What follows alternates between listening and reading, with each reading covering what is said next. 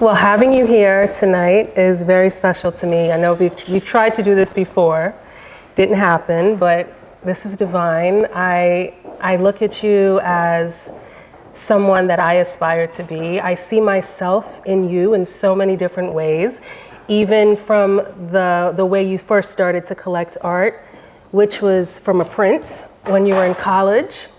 And that's the same way I started to collect art. I was 19 years old and I bought a print. And from there, you've just taken it to another level. So thank you for your advocacy and your dedication and always showing up. Thank you. Thank you. So I just have a couple questions and then we'll open the floor to you guys. To start it off, what inspires you to collect art? And did you ever believe it would become a part of your legacy? I never thought it was going to be part of a legacy. When I started collecting, I was a first-year medical student. Before then, it was all posters. When I was in college, and because that's what I afford.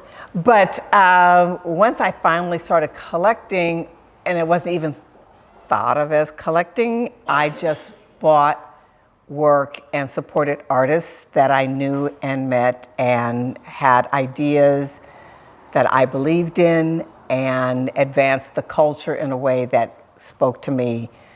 I realized that being a physician, I had the opportunity and I had the capacity to be able to support people who were doing things and big ideas that I couldn't do. I'm a physician. Right. That's what I do. So two different parts of the brain, it's a different situation. So even though I was collecting a lot and have amassed, that sounds like important, but it's quite a substantial body of work. Right. I never thought of it really as a legacy. Probably not until my daughter decided that she was going to be an art historian and a curator. And then it's like, okay, now we're like, now you're talking legacy. Now I see it passing on and growing and having a different life than what I was doing just to have my home look the way that I wanted to look, to support the ideas that I thought were important. So, And I'm a firm believer that having art in a home with children actually inspires them into their adulthood. So I know what your daughter does and how important she is to the industry. Do you feel that you inspired that journey for her, and do you mind sharing who she is? Okay, so my daughter is Naima Joy Keith. She's Vice President of Public Programming and Education at the LA County Museum of Art, LACMA. And first one. Hey. But anyway, so she's had her curatorial journey. She was at the Studio Museum in Harlem as associate curator, and then she was deputy director at the California African American Museum here in LA before she went to LACMA. So yes, I dragged them to galleries and studio visits and fairs. There weren't even fairs back in the day. Right. Unless you went like overseas. So they saw it all. Her younger sister is not in the art world. She's doing her own thing at Pattern Beauty. So, I didn't think they were going to, I thought they were going to enjoy the work and enjoy collecting. I never thought she was going to take it as a profession and a career. Wow. At all. Well, bravo. I mean, because back when I was coming through, there were no black curators. Exactly. I mean, let's think about this. I am much older than everyone else in the room. So back when I was starting to collect, there were people who were making artists, but very few people who were doing the work in institutions. In the business, yeah. Okay, you had Brockman Gallery, Gallery Tanner. There were galleries. The Studio Museum was already, that was my touchstone when I first started. But as far as other black curators out here in California, Los Angeles, there were just, I just never thought that. I think it's honestly a recent type of thing. Oh, but there were black curators. I mean, I remember when David Driscoll did 2 centuries of Black American art at LACMA. And that was really very pivotal to me in my collecting journey, because I remember going to LACMA as a 20-something-year-old, and I am one of those chicks that always looks at the name, like who owns the work and what's the thing. And then I realized that none of the work was owned by Black people, or names that sounded like they could have been Black people. And I'm like, these are the Beardens, the Jacob Lawrences, the Hanners. These like, and no Black people on this? I'm like, this is like not right. So I then, as part of my journey and support and becoming a patron, I lend my work to a lot of curators who are trying to tell different stories, to museums that are trying to exhibit the work, because I think another Black kid will see V. Joy Simmons, MD, and say, could be a Black girl, you know, and that can be something that we own the work, we not just make the work. So that's beautiful. What are the 3 main steps to collecting art? Like, what is your personal blueprint as a collector? Gosh, I think for me, the biggest thing is developing my eye. Because I collect and have always collected younger artists. I collected David Hammonds when nobody knew David Hammonds. Wow. I mean, so he was a brother living in LA. He was trying to sell his work so he can go to New York, blah, blah, blah. So it was not about waiting for someone to tell me who somebody is. No, my job, and one of the things I try to do and I encourage people to collect, is to go to museums, to go to galleries, do the research, see the work, develop your eye. And so you know what it is you like, you know what it is and how it makes you feel, you know what it is that you're willing to part with your talent, treasure, time, finances to buy the work. Right. And I don't believe that you can tell unless you have done the work. Unless you have done the work and understand talent when you see it in a very early stage, I don't think you can divine who's going to be, because even back then, I bought my Hammonds in 80-something. Nobody knew he was going to be. Exactly. My Michelin I bought in 2003. Wow. You know, that she was just a youngin' doing her thing. So you know, and I bought it, I saw the work and I said, this woman has ideas. She was telling stories that I wanted to support. And so I did. Smart. And then, you know, and then it's the test of time when these ideas and talent and stories build their way up and percolate into a bigger thing. But like I said, when I first started, there was no such big thing. I mean, yes, Romare Bearden was doing a thing. Yes, you could have got a Jacob Lawrence print maybe, but you know, those kind of were the guys, but they had already been in the work by the time I started. They were like in their 70s and 80s. I mean, they were like, they've been in the thing. So it was, I don't know. So developing an eye, for sure. Developing an eye. Developing your budget. And your budget. Okay, because there are, I mean, sometimes, yes, you want to stretch. I mean, there are definitely times, too many to name, of things that got away because I wasn't willing to risk at the time, but I was, at the time, a single parent with 2 little kids and private school and blah, blah, blah. So I didn't like really throw down like that, but it was in my budget, those pieces. I said, okay, I can do this, this, this, this. And even when people got into bigger galleries trying to figure out how I was going to pay for it, that's the whole thing. So, you know, I think developing an eye, developing your budget, and as you start, there's a lot of ways to buy art. But I feel that when you're trying to be a collector, I think there's a story to your collection that you want to tell. And I think that's the part of your journey, and that's the part of you that has to be developed so that you can walk in my home and you can tell this part. These are stories that I've curated on my own. I don't have an advisor, but you can do it on your own if you like really take the time to do the work. I think that's my biggest thing is you got to do the work. And it takes years. It takes time. Yeah. It does, because you can't just, when you see a young artist, it's very rare to see an artist who has the talent and the ideas at the same time.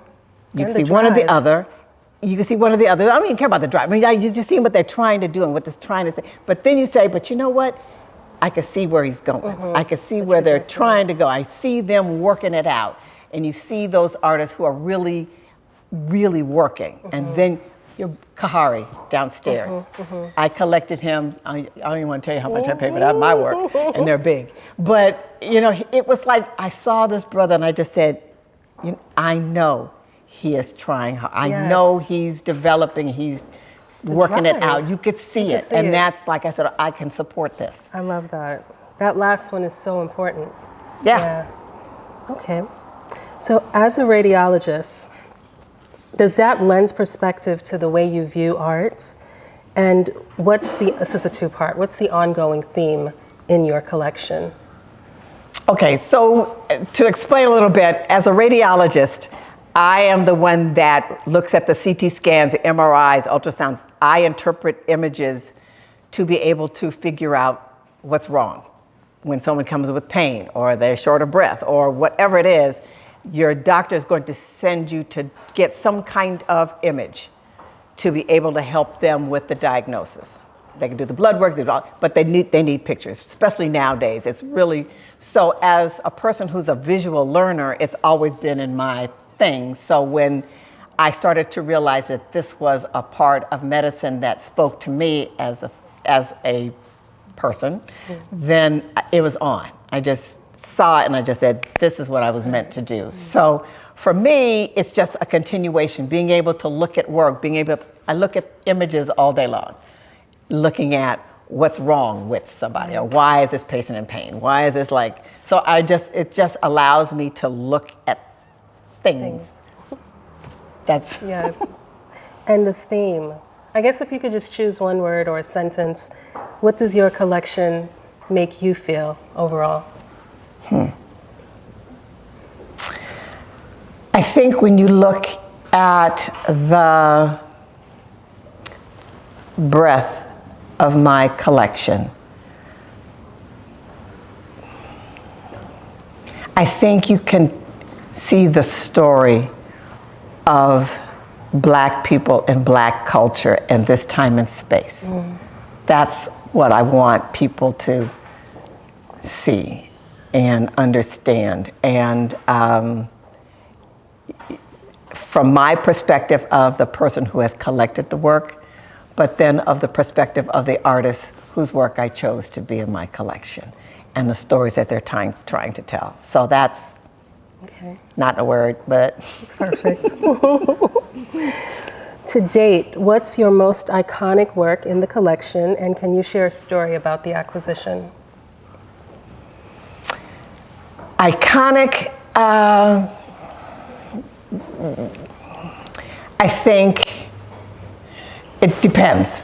Okay, so if you look at my Mark Bradford piece, it's a very early when he was doing the end paperwork, and that was a gift. And again, to see the beginning of that and understand where he is now, and you can follow his through line actually.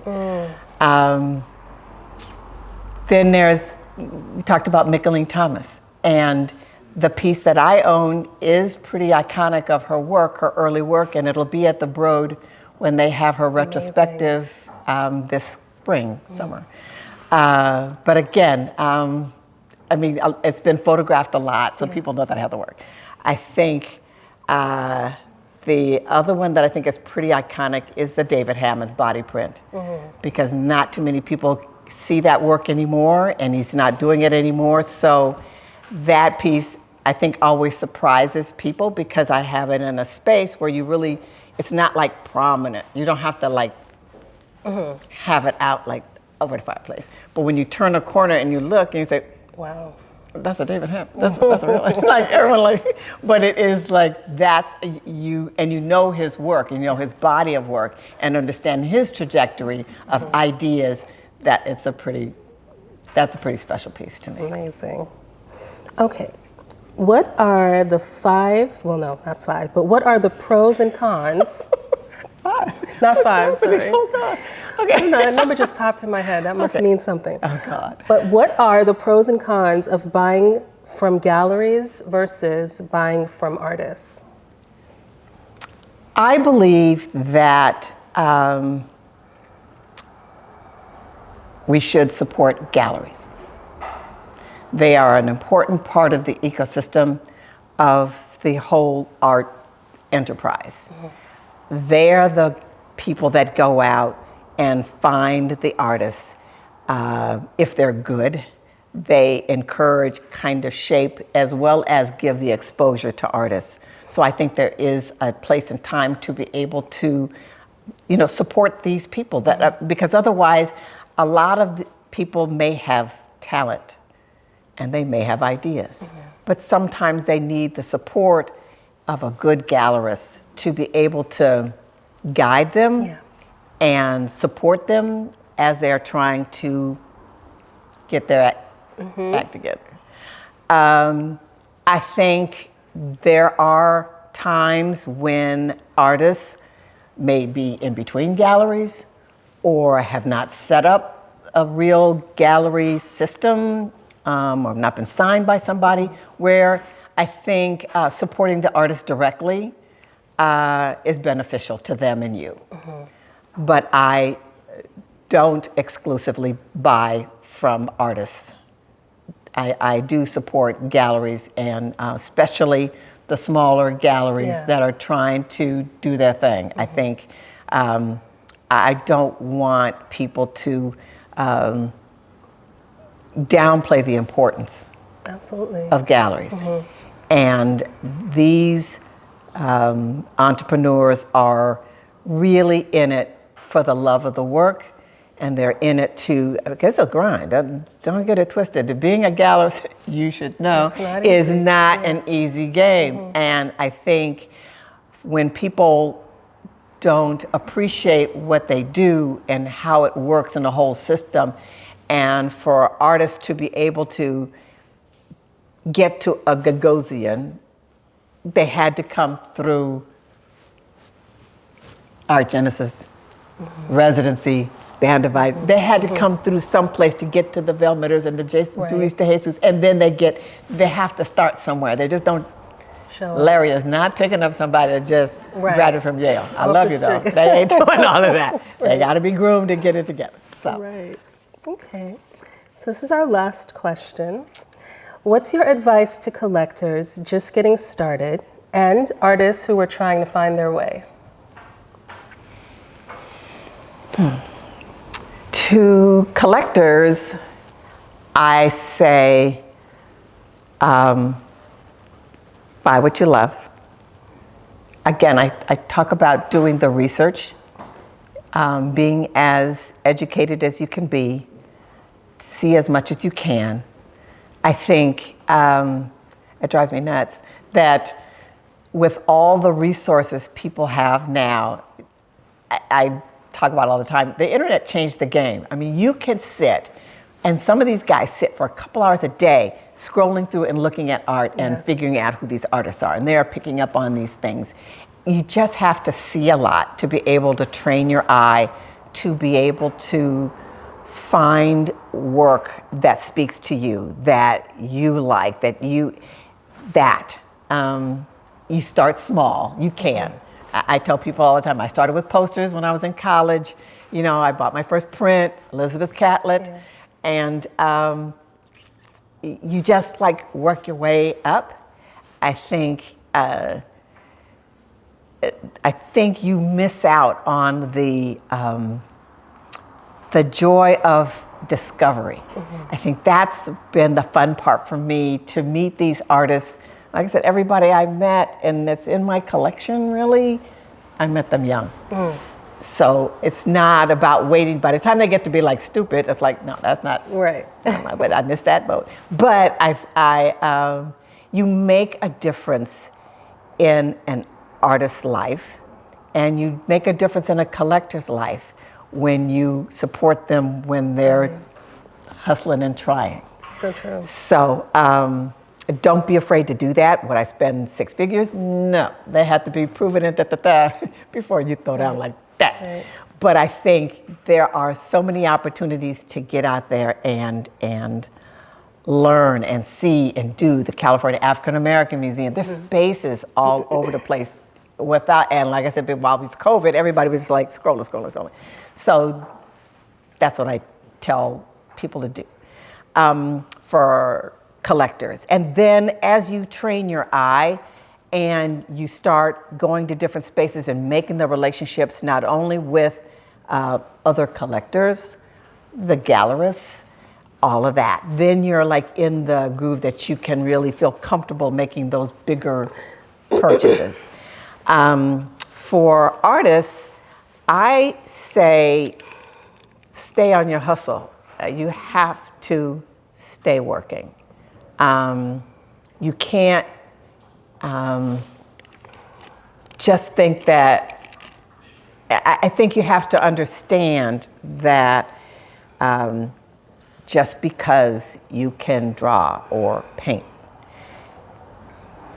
the people who are big have ideas, and they're telling stories, and they're relating things to, listen to Mark Bradford, listen to Kerry James Marshall, that's a master, talking about how his work relates to, other art historical canons or ideas or themes. I mean, that's where an artist gets good.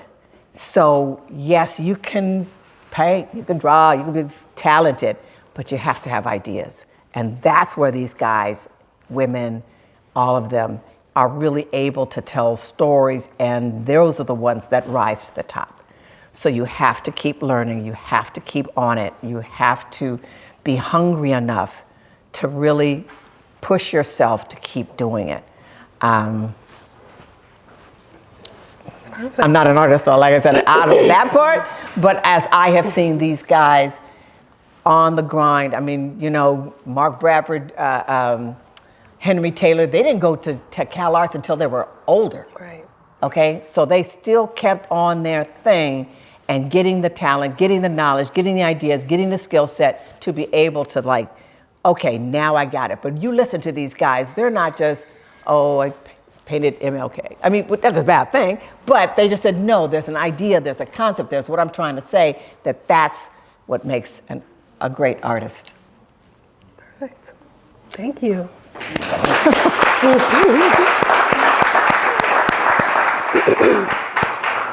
So I guess if there are any questions, now's the time. Yeah. Okay, Byron. Okay. Great talk. Thank you guys so much. Really nice to be here. I was wondering if you could talk a little bit about, I've had the pleasure of going to I was talking about how beautiful the space is. I've had the pleasure of going to your home and seeing your collection kind of in your space. Could you talk a little bit about your own curatorial kind of perspective and what you're kind of trying to evoke in your own home? I know your work is a collection of telling the stories of Black folks through art, but is there a particular thing in your house when you decide where to put what and what to put up? I know you have so many pieces. How that works? Could you talk a little bit about that? Yeah, I hang kind of heavy compared to this. This is real nice and pristine. I don't have it in me, but because I like to see all my stuff. So I think it's not that I buy a piece that with that in mind. It's just when I get the piece home, then I start, as I place it, then I said, okay, how does this fit with what's going on around it so that it makes sense? So yes, when you walk into the foyer, all the pieces are women themed, either by women artists or of women. Then you go in and you're looking at a group of paintings that all the paintings are looking at you, and so that's the gaze, G-A-Z-E. So that's another way of how these artists are, you're looking at you and you're interacting with these paintings in a very different way. And then you see, then there's the kind of the African diaspora. So these other African looking paintings on this side, there's a boat, and then there's a whole situation with land. And So it does kind of, it flows. Now, did it all like start that way? No. And just so as it grew and as pieces came together and stuff, then I started to like tell different stories. Another room, the dining room, is where you eat. So those paintings are much more muted and quieter because your food is supposed to be your, what's on display at the time. So and then the family room has lots of color, and so all of those pieces have lots of color and da. So I don't buy with that in mind, like, no, it's gonna go to the sofa. No, I buy what I respond to and what I love, and then I make it work. But I hang on that stuff.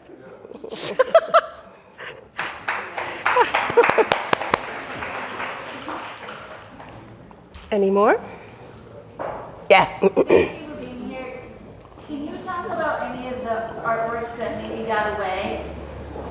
That you were like, what is There were lots.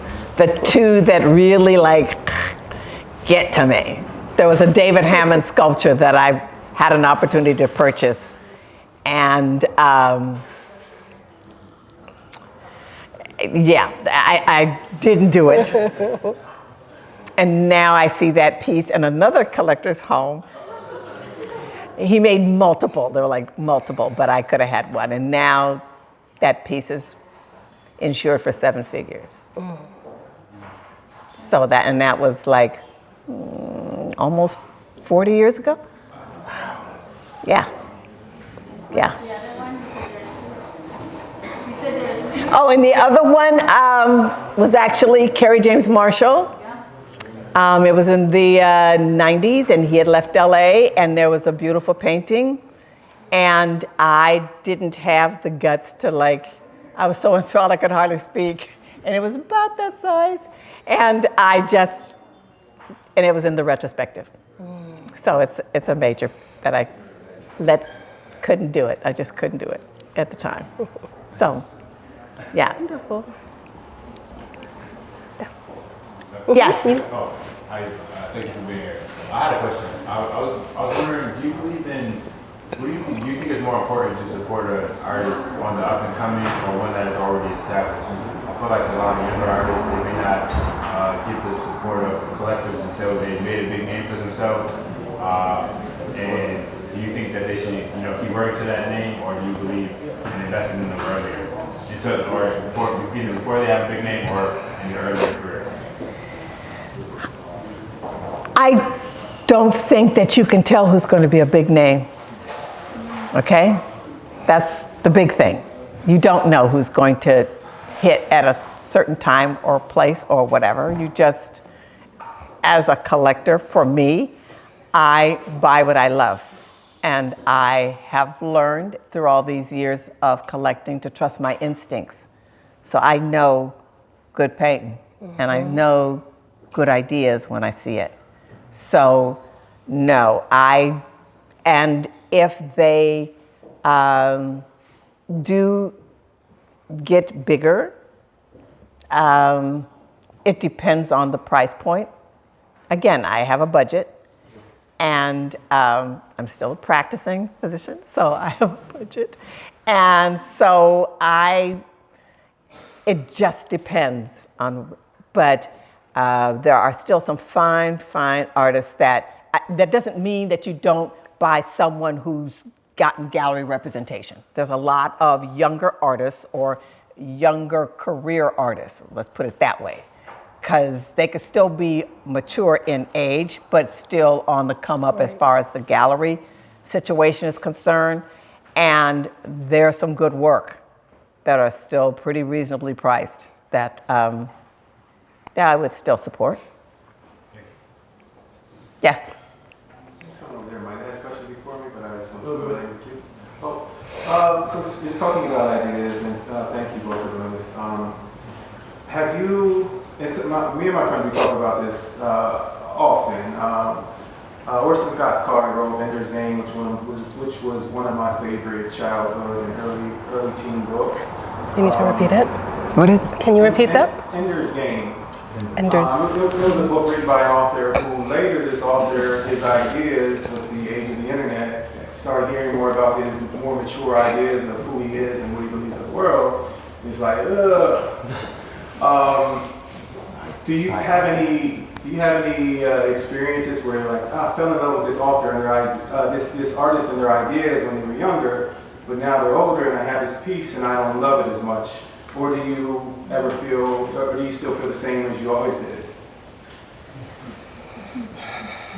I can't think of an artist that I have collected that I don't still, that I know of anything like yucky. I mean, like, nobody committed any murders and shit like that. Okay, no, no. Okay, but you know, again, I've been collecting for a long time, 40, 50 years. So yeah, there's a lot of pieces that are in storage. Okay, so things get rotated out because there's new ideas and new things that I like to support and want to have in my space. So that changes a lot, maybe twice a year. I look at my husband, yeah, maybe twice a year. Okay, so anyway, maybe 3 times a year. Okay, but anyway, I try to rotate things a lot because as I acquire a piece, I want it to be seen. So I don't acquire something and put it away. Right. If I buy a piece, it's going to be up, and something else gets rotated out. And I try to keep things kind of fresh that way, fresh for my eye, you know, because that's what I want my space to look like. There's some pieces that have been up there for a while. I mean, I think my Elizabeth Catlett is hung for 50 years. Oh. Okay, that's just, I'm never taking that one down. That was my very first piece, and it's too special. So, yeah. I have a question. Yes. What's your philosophy on lending your art to museums? I do it a lot. You do? Yes, I think I want, as I try to tell people who are becoming collectors, if you have a piece that a curator wants to include in an exhibition, I think it's your opportunity, it's your responsibility to support those curators who are very recently getting into these spaces to tell our stories. So they need the support of collectors to be able to continue and to tell that story. And if we don't do it, they're not able to do their job, and they're not able to tell the story. And you as a collector are not, I think you are doing a disservice to the artist who has an opportunity to have their work seen in a much broader audience than just your home. So yes, I loan my work out a lot when asked. Sometimes I had a piece in Soul of a Nation, and it was like out of my collection for 3 years.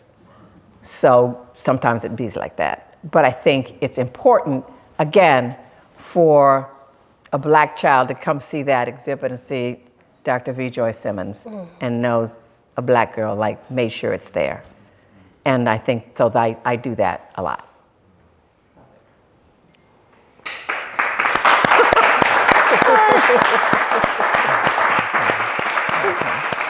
Any other question? You had a question over here? Yes. That was a good end. No, go for it. One more. So it's in politics, but have you had to or have you chosen to sell any pieces of your collection? I've not sold anything yet. Bravo. I haven't, but Has Larry come knocking? there's been some opportunities, actually. But it's still hard for me to do that. I just, because I know the artist, I know I have the work, it's like, but That's a whole I have grandkids. 529, we can make that happen. I can pay for college for these people. But anyway, so I mean, it is not beneath me to do that, but I've just not done it yet. Thank you. Amazing. We have discussion. Well, thank you so much for this. Thank This you is for so having important. me. Thank you.